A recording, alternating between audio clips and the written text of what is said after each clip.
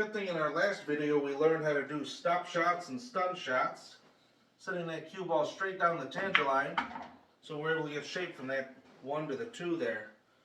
What happens when we can't do that 100% predictable thing that we do in pool called tangent line? What happens when that darn tangent line is blocked? And we got to try and identify how are we going to get into our shape zone. We got to maneuver this cue ball.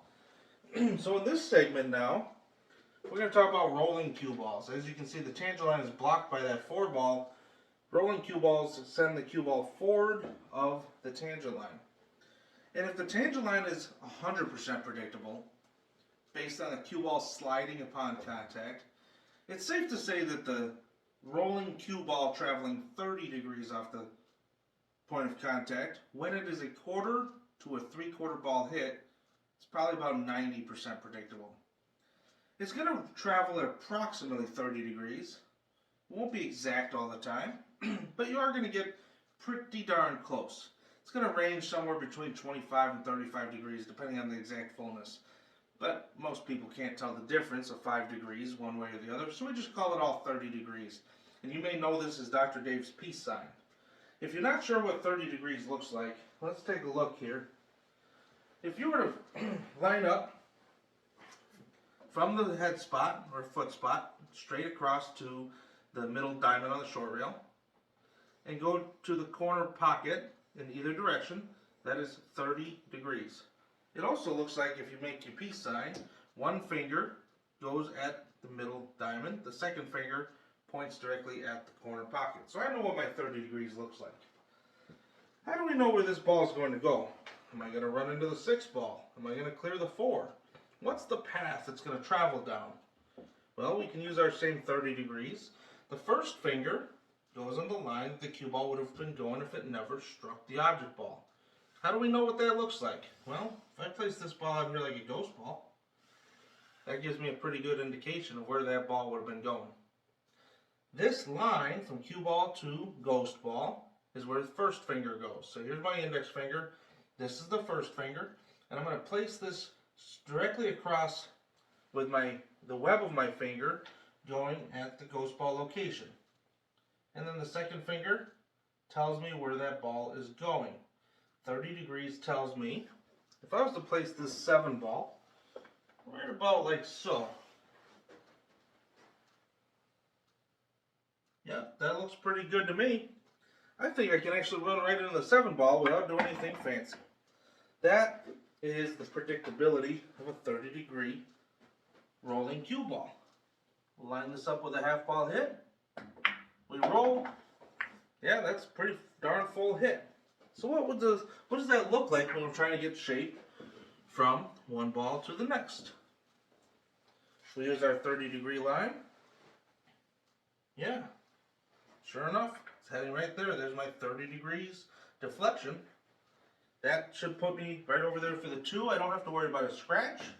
I don't have to worry about anything. It's a nice, easy shot, one to the next. So, we can use this 30-degree rule in a whole bunch of different ways. Obviously for positioning, we can use it for breakouts. But remember, if you're going to be hitting the ball hard, the ball's not going to be rolling when it hits the object ball. It's going to be sliding for a period of time after contacting the object ball before it goes taking off. Let's take a look at one additional thing.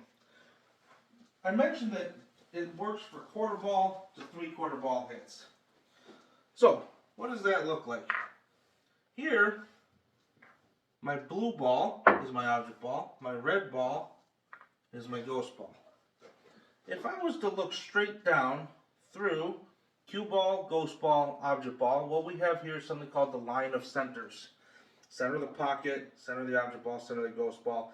And the cue ball happens to be on the line of centers too. This is a full ball hit. There's no difference. Now if I move the cue ball a little bit over here, now what I can see when I line up, my line of centers hasn't changed, of course, but from my cue ball to the ghost ball, which is what we call the shot line, now everything's lined up here. I have a 15-degree variance, but what I can see when I'm looking through the cue ball and the ghost ball is I can see a quarter of the 2 ball sticking out. that means 3/4 of the ball is blocked, which is a 3/4 ball hit. It is here at the maximum fullness the 30-degree rule works. So since it's 3/4, I would be able to take my first finger on that line. The second finger tells me it's going to go here at that diamond. If I move it over a little further, now we're at a half ball hit. And all those in between shots, those are all fine. Half ball hit, shot line goes here, and I can see half of the 2 ball, which tells me this is another shot that's going to work. Half ball hit, Dr. Dave's peace sign, 30-degree deflection tells me the ball's going to go here.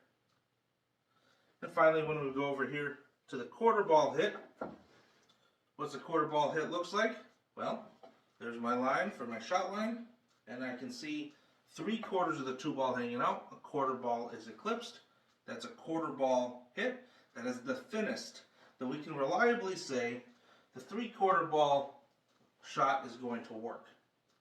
We can use this to identify, am I going to clear a path? Am I going to run into something? Am I going to break out a shot? What if I want to use this for defense? What if I'm going to use it for offense, for positioning? All of these different decisions, you'll be able to use the 30-degree line to try and make some good, hopefully, positioning decisions. So, if you have any questions, as always, reach out, give me a shout. Love hearing from all the subscribers, and remember, we're here for you. So if you have questions, let me know, because these videos we're doing are largely because we were asked to do them. Train better, do better, and shop better. Thanks as always for subscribing.